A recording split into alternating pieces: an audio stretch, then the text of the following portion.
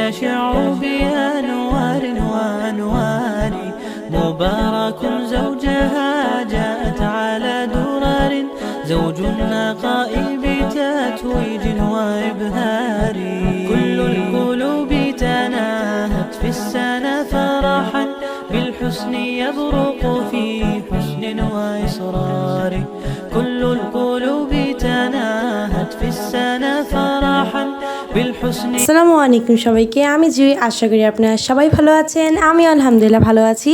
নিশ্চয়ই ভাবছেন যে রমজানের ভিডিও এখন কেন। আপনারা সবাই জানেন যে এখন হচ্ছে আমি ক্লাস 9-এ উঠেছি এবং স্বাভাবিকভাবেই আমার পড়াশোনার যে চাপটা এখন আরও বেড়ে গিয়েছে। রমজান মাসে আমার হাজারো ব্যস্ততা ছিল, কিন্তু তবুও আমি ভেবেই রেখেছিলাম যে রমজান মাসের প্রতিটি স্পেশাল মুহূর্ত আপনার সাথে আমি শেয়ার করার চেষ্টা করব। ব্যস্ততার জন্য যেহেতু এডিটটা আমি করে উঠতে পারিনি, তাই আমি ভিডিওগুলো আপনার সাথে শেয়ার করতে পারিনি, কিন্তু এই মুহূর্তগুলো আসলে আমার কাছে এতটা স্পেশাল যে আপনার সাথে শেয়ার না করে আমি পারলাম না।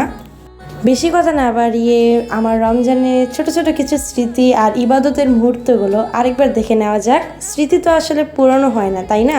তো ভিডিওটা শুরু করা যাক।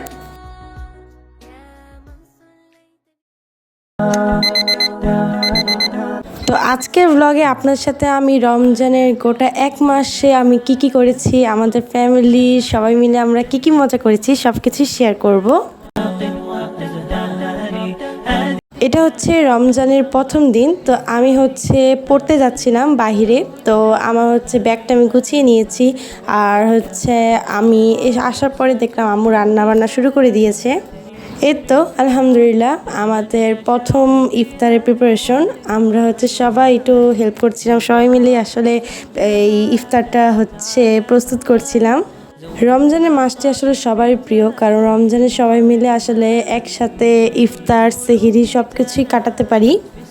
তো এই যে নানু হচ্ছে মিষ্টিগুলো বের করে নিচ্ছিল, মানে আমরা সবাই মিলে আসলে সাহায্য করার ট্রাই করছিলাম যেন খুব তাড়াতাড়ি সব প্রিপারেশন শেষ করে আমরা সবাই একসাথে মোনাজাত ধরতে পারি। আল্লাহ যেন আমাদের সকলের মনে আশা পূর্ণ করে।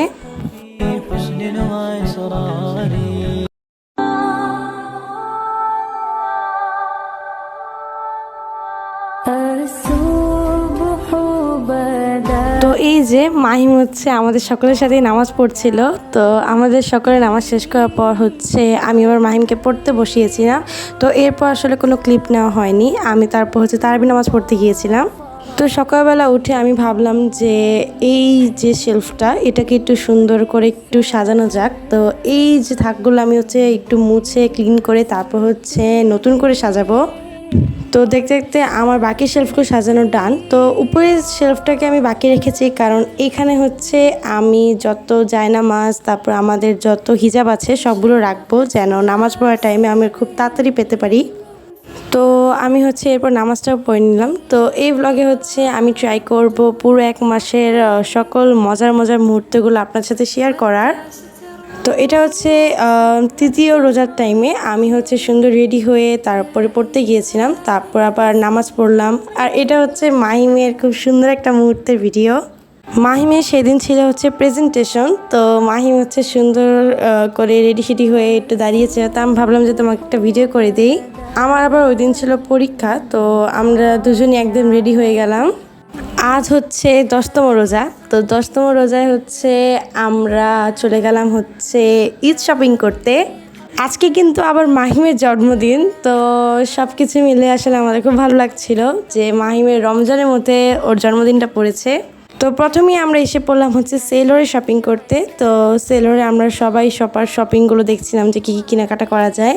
আর এই তো মাহিমকে আপনারা যে ড্রেসে দেখছেন এটা হচ্ছে আমার তরফ থেকে মাহিমের জন্য ছোট্ট একটা উপহার এই জন্মদিনে। যেহেতু আমরা কোনো বার্থডেতে কিছু সেলিব্রেশন করব না, তো এইভাবেই আমরা হচ্ছে শপিং করতে এসে পড়লাম ঈদের।